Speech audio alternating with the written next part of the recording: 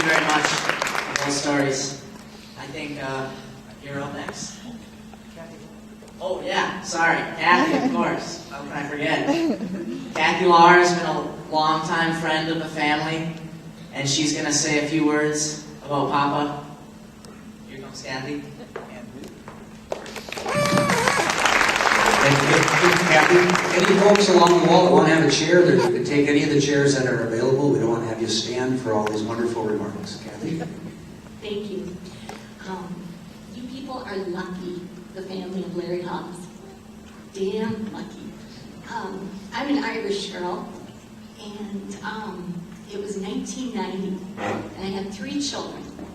They were 6, 5, and 3. And I was living near Rotary Park on the south side of town. And we thought we should have a pool at our park and a water fountain. And they said, Kathy, you call Larry Haws. I should have known then. I got on the phone and I called the Park and Rec department. And this gentleman answered, Larry Haws. And I said, hello, Mr. Haws. I said, I'm Kathy Lahr. I live over by Rotary Park. And I said, we'd like a pool and a water fountain.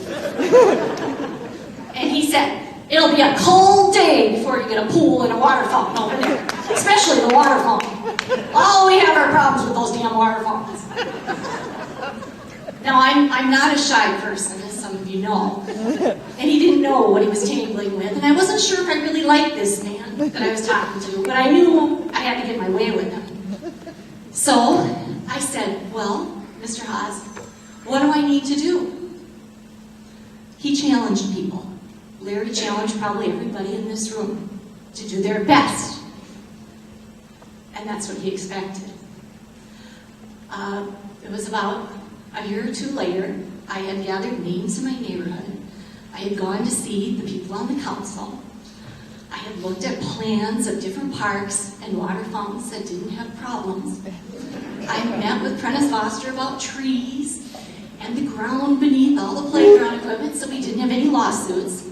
And in 1992, I stood with Larry Haws as we dug ground for our pool at Rotary Park. After that, 8 years I committed to the Park and Rec department to be on their board. And I met Larry Haws. He was a friend, a dear friend. I got to know his family.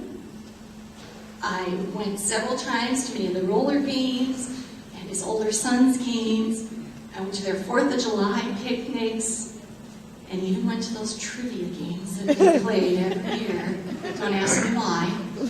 I maybe got one question the whole time that I was there. And then I had that little girl, that little 3-year-old that met Larry early on. And she thought he was fun. I thought, this crabby old man, you like him?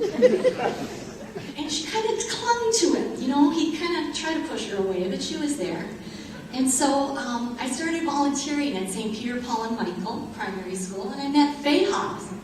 And I thought, there's no way these 2 could be related. Faye was sweet, quiet, loving, and I said, oh, you don't happen to know this man, Larry Haws? Yeah, that's my husband. First she asked why. She always asked why. And so I was telling her that Megan really, really wanted to play soccer on this co-rec team. 6-year-olds, little people. And she really wanted Larry to be her coach. And Faye said, well, Larry coaches those big guys and some older girls, but he's never coached these little people. And I'm not sure how he do, she said, his language sometimes. So she said, but the only way you're going to get him is if Megan calls him. So we brought Megan to the office, and she got Larry on the phone. And he couldn't say no.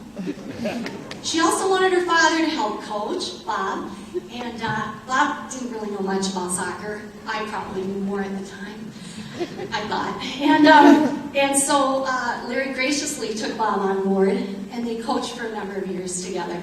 And he taught Bob a lot about coaching, but more about kids and what they needed.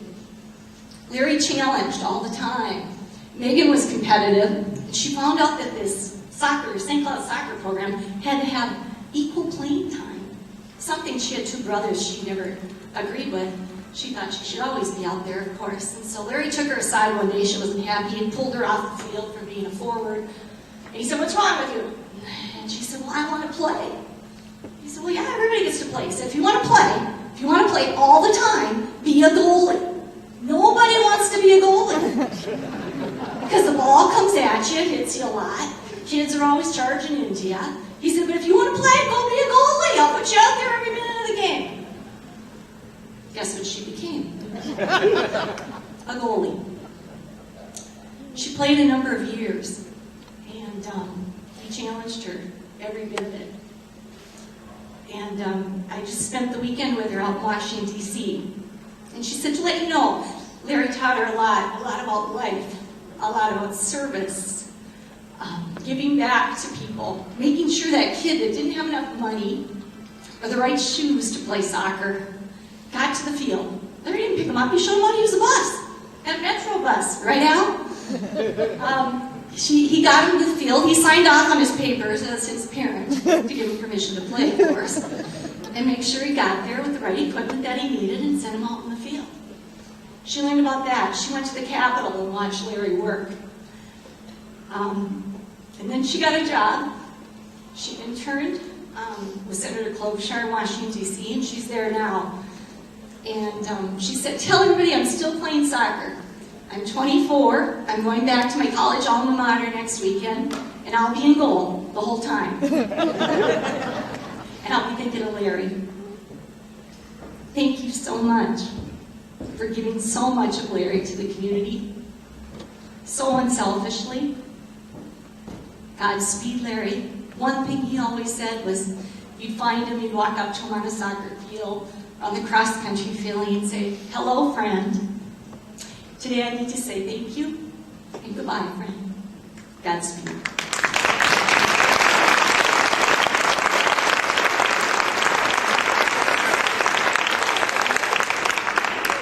Thank you so much, Kathy. You're always full of smiles and stories, and Larry loves spending time with you.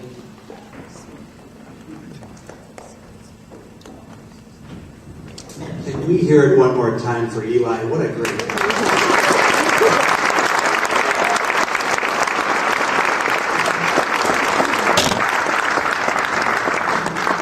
What an honor to be able to co-MC this with such a bright young man and grandson of Larry.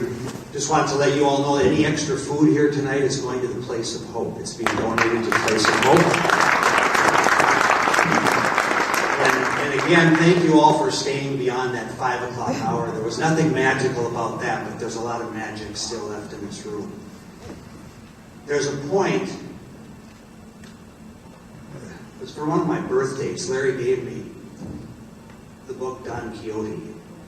And Larry was a Don Quixote, stabbing at windmills sometimes, trying to do the unthinkable or the undoable, but always found a way to do that. And if you were to leave, if Larry were to recommend a book for you tonight, I know he would say, pick up the book of Don Quixote, because it's the type of book you should read as a very young man or woman, and a middle-aged person, and then again in your later years, because the message reads a little bit differently each time. And if you would let me share with you those words when people said to Don Quixote, well, don't even try. It's life as it is. Don't try to overcome that. It's life as it is. Don Quixote spoke these words. I've lived for over 70 years and I've seen life as it is. Pain, misery, cruelty beyond belief. I've heard all the voices of God's noblest creature. Moans from bundles of filth in the streets. I've seen my comrades fall in battle or die more slowly under the lash in Africa. These were men who saw life as it is, but they died despairing. No glory, no brave last words, only in their eyes questioning why. And I do not believe they were asking why they were dying, but why they had ever lived. when life itself seems lunatic, who knows where madness lies? To surrender dreams, this may be madness. To seek treasure where there's only trash. Too much sanity may be madness. But maddest of all is to see life as it is and not as it should be. Thank you, Larry Haws, for that message.